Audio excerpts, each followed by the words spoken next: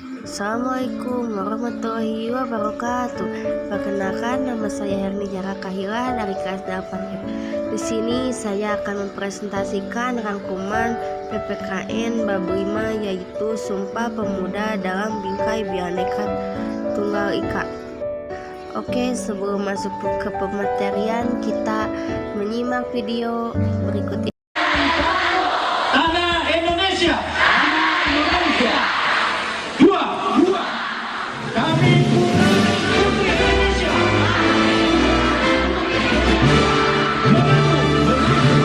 Berbangsa yang satu.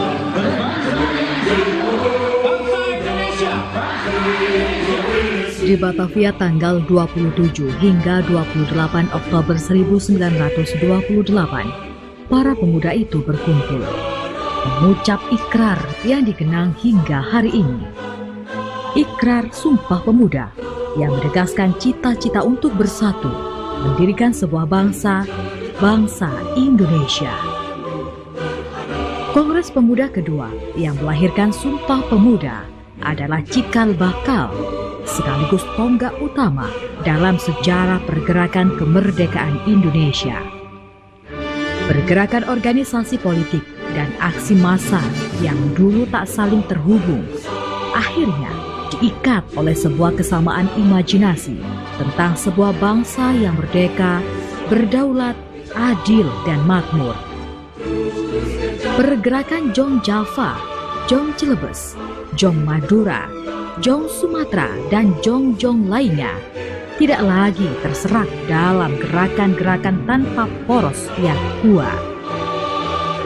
Di hadapan semua, sebelum merdeka, kita telah bermufakat menyatakan ikrar bertanah air satu, tanah air Indonesia, berbangsa satu, bangsa Indonesia, dan berbahasa persatuan, bahasa Indonesia. Bukan sebuah ikrar biasa, bukan sumpah biasa, sebab setiap kalimat di dalamnya memuat impian besar tentang Indonesia yang satu, Indonesia yang tidak terpecah belah oleh perbedaan agama, suku, bangsa, dan golongan-golongan yang berbeda. Sumpah Pemuda adalah buah kesadaran bahwa pertama-tama kita adalah orang Indonesia, baru kemudian orang Islam, Kristen, Hindu, atau Buddha, orang Minangkabau, Batak, Jawa, Madura, atau apa saja. Lanjut pembahasan materi. A. Arti dan makna Sumpah Pemuda dalam perjuangan kemerdekaan Republik Indonesia. 1. Peran perjuangan pemuda dalam organisasi kepemudaan. Peristiwa sejarah Sumpah Pemuda merupakan suatu pengakuan dari pemuda-pemudi Indonesia yang mengikrarkan suatu tanah air, satu bangsa dan satu bahasa. Sumpah Pemuda dibicarakan pada tanggal 28 Oktober 1928. Hasil rumusan dari Kerapatan Pemuda-Pemudi atau Kongres Pemuda II Indonesia yang hingga kini setiap tahunnya diperingati sebagai Hari Sumpah Pemuda. Pada tahun 1908, bangsa Indonesia mulai bangkit. Berdirinya Budi Utomo mendorong bermunculnya organisasi pemuda seperti berikut. A. Trikoro Darmo. B. Jong Sumatera Nenbun. C. Jong Ambon, Jong Minahasa, dan Jong Celebes. Selanjutnya, organisasi pemuda lainnya yang bergerak untuk mewujudkan cita-cita Indonesia merdeka adalah Sekar Rukun 1919, Jong Betawi 1927, dan Jong Bataksbon 1925. Semua organisasi di atas nantinya mendorong lahirnya Sumpah Pemuda. Pada tahun 1926, berbagai organisasi kepemudaan menyelenggarakan Kongres Pemuda I di Yogyakarta. Kongres Pemuda I telah menunjukkan adanya kekuatan untuk membangun persatuan dari keseluruhan organisasi pemuda yang ada di Indonesia. Kongres Pemuda I berhasil merumuskan dasar-dasar pemikiran bersama. Kesepakatan itu meliputi dua hal berikut. A. Cita-cita Indonesia merdeka menjadi cita-cita semua pemuda Indonesia. Dan B. Semua perkumpulan pemuda berdaya upaya menggalang persatuan organisasi pemuda dalam satu wadah. Rumusan Sumpah Pemuda ditulis oleh Muhammad Yamin pada selembar kertas Mr. Sunario sebagai utusan kepanduan tengah perpidato pada sesi terakhir Kongres. Sumpah tersebut awalnya dibacakan oleh Sugondo dan kemudian dijelaskan secara panjang lebar oleh Muhyamin. Isi dari Sumpah Pemuda hasil Kongres Pemuda kedua adalah sebagai berikut. Pertama, kami putra dan putri Indonesia mengaku bertumpah darah yang satu tanah Indonesia. Kedua, kami putra dan putri Indonesia mengaku berbangsa yang satu bangsa Indonesia. Tiga, kami putra dan putri Indonesia menjunjung bangsa persatuan bahasa Indonesia. Dua, arti dan makna Sumpah Pemuda dalam perjuangan kemerdekaan Republik Indonesia. Sumpah Pemuda pada tanggal 28 Oktober 1908 bukan hanya menggerakkan para pemuda untuk meraih kemerdekaan, tetapi juga mempertegas jati diri bangsa Indonesia sebagai sebuah negara. Sumpah Pemuda telah menjadi jiwa dan semangat yang terus terpatri dalam hati sanubari para pemuda. Suatu semangat yang dibangun atas dasar kesamaan nasib dan cita-cita, yang kemudian dibungkus dengan komitmen untuk senasib penanggungan sebagai bangsa satu tanah air yang pertama-tama ditandai dengan disepakati bahasa universal antar bangsa, bahasa Indonesia. Semangat Sumpah Pemuda dapat dijabarkan dalam nilai-nilai berikut ini. A. Kami putra dan putri Indonesia mengaku bertumpah darah yang satu tanah Indonesia. Tanah Indonesia adalah Republik Wilayah Indonesia baik di darat dan di laut. Negara Kesatuan Republik Indonesia memiliki luas wilayah daratan dan lautan sebesar 5.180,53 km persegi. Wilayah yang luas ini menempatkan Indonesia sebagai negara terluas ketujuh di dunia setelah Rusia, Kanada, Amerika Serikat, Cina, Brasil, dan Australia. Menurut letak astronomi, Indonesia terletak pada 6 derajat lintang utara sampai 11 derajat lintang selatan dan antara 95 derajat bujur timur sampai 141 derajat bujur timur. Indonesia disebut juga Nusantara. Nusantara berarti kepulauan yang terpisah oleh lautan. Jumlah kepulauan yang dimiliki Indonesia sebanyak 13.466 pulau. B. Kami putra dan putri Indonesia mengaku berbangsa yang satu bangsa Indonesia. Pengakuan kita sebagai bangsa Indonesia menurut bentuk dari paham kebangsaan. Paham kebangsaan disebut juga kesadaran berbangsa. Rasa kebangsaan Indonesia tumbuh dari sejarah panjang bangsa, berawal dari hasrat ingin bersatu penduduk yang mempunyai latar belakang yang sangat menjemuk. kemudian berkembang menjadi keyakinan untuk menjadi satu bangsa yang terakhir dideklarasikan oleh sejumlah pemuda pada saat Kongres Pemuda tanggal 28 Oktober 1928. C.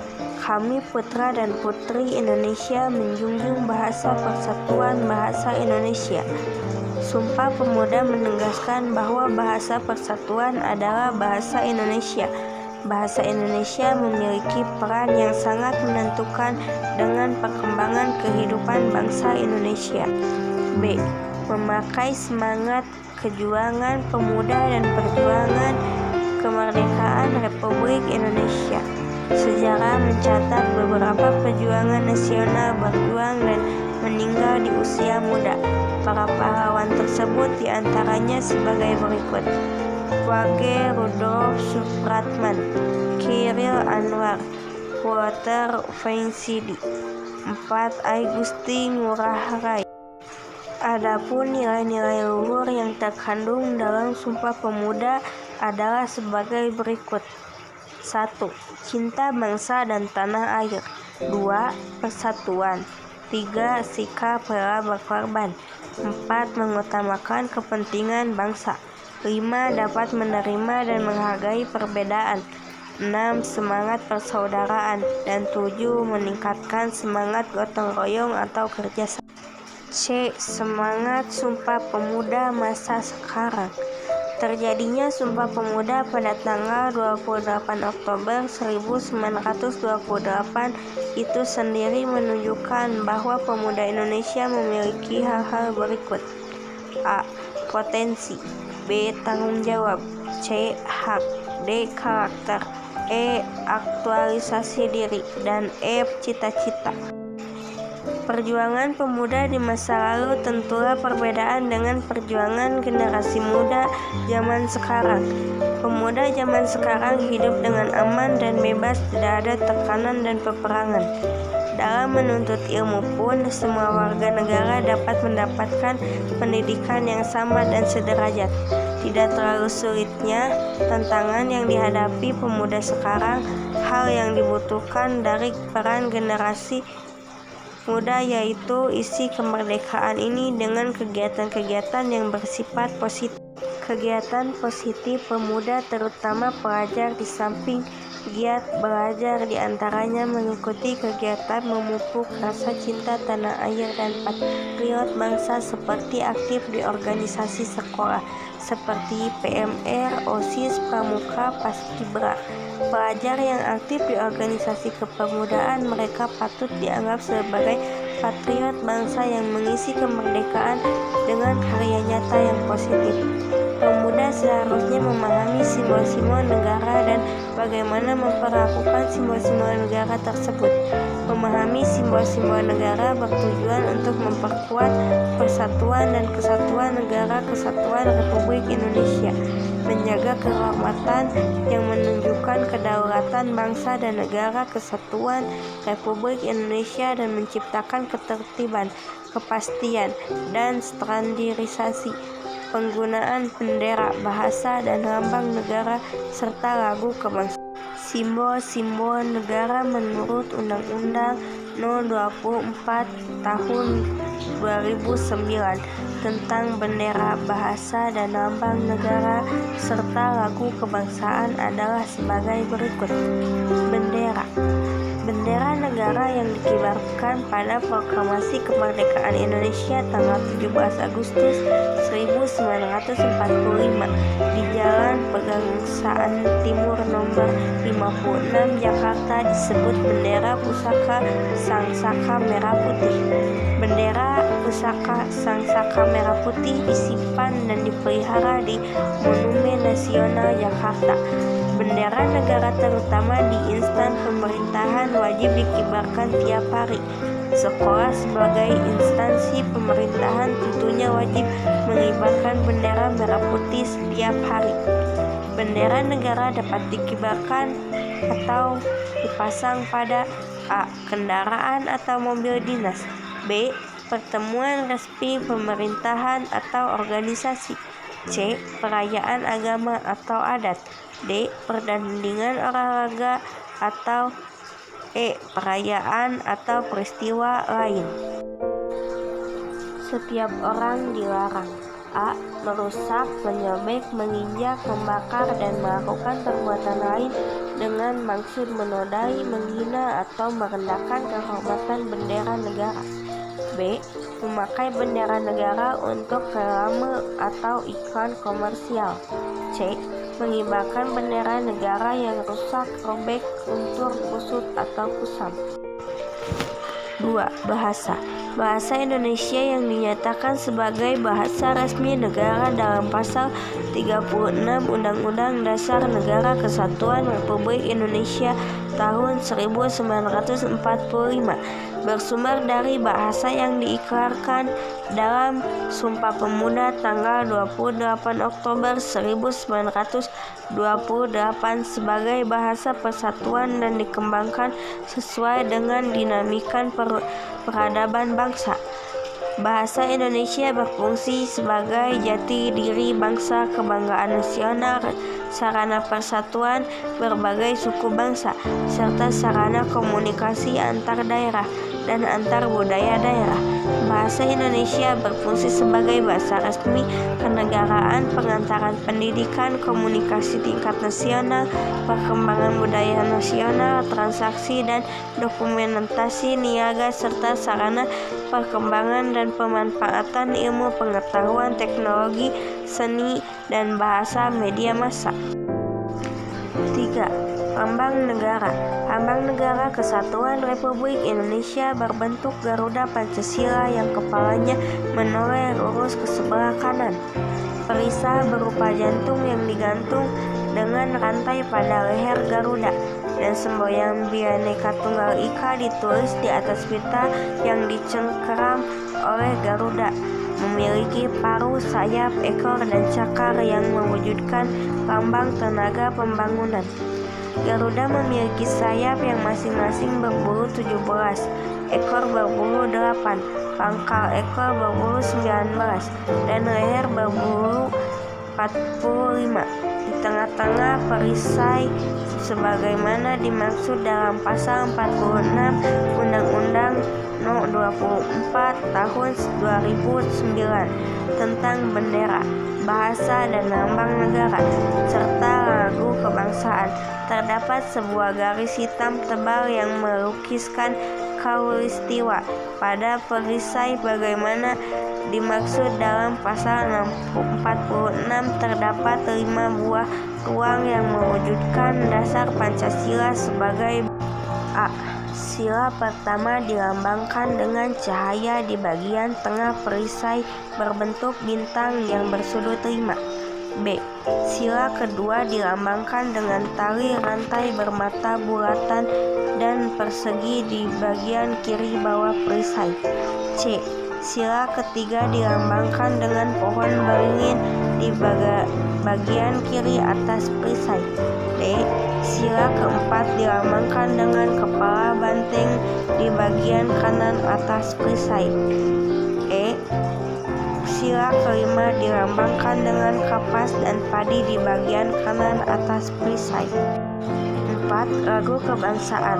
Lagu kebangsaan adalah lagu Indonesia Raya yang diciptakan oleh Wage Rudolf Supratman. Lagu kebangsaan wajib diperdengarkan atau dinyanyikan. A. Untuk menghormati presiden atau wakil presiden serta bendera negara pada waktu pengibaran atau penurunan bendera negara yang diadakan dalam upacara.